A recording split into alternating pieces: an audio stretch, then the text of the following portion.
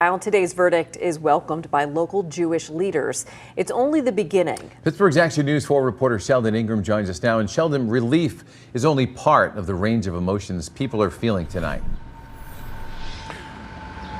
Well, tonight, some key members of the Jewish community say they are pleased with the outcome of the verdict today, but they say it has been very difficult to sit in a courtroom to listen to testimony. October 27th, 2018. A hail of bullets and hatred filled the halls inside the Tree of Life Synagogue. Today, relatives of the victims, survivors of the shooting, and voices from the Jewish community now know that Robert Bowers will be punished. This was an anti-Semitic incident, period. And with that, 4.5 weeks of testimony proved to be a grueling ordeal. It's difficult to say the emotions we feel right now. One of relief, obviously, that the jury returned a full verdict of guilty to all 63 counts.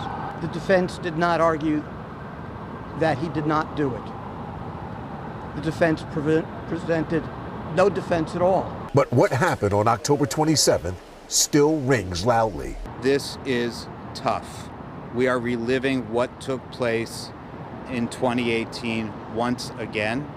And I know I speak for all of us who were there today.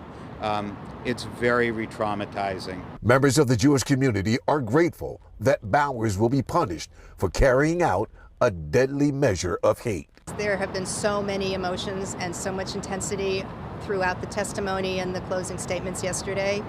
But I am feeling a sense of relief that after 4.5 years, the world has heard again about the horrific acts on October 27, 2018, and the shooter is being held accountable for those awful acts.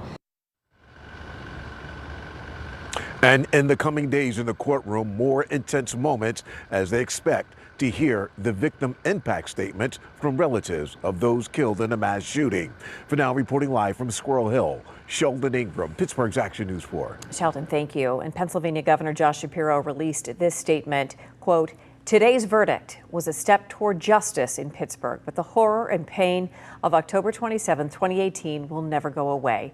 He goes on to say this, quote, "My heart remains with the families of the 11 victims who were massacred as they worshiped at the Tree of Life that day.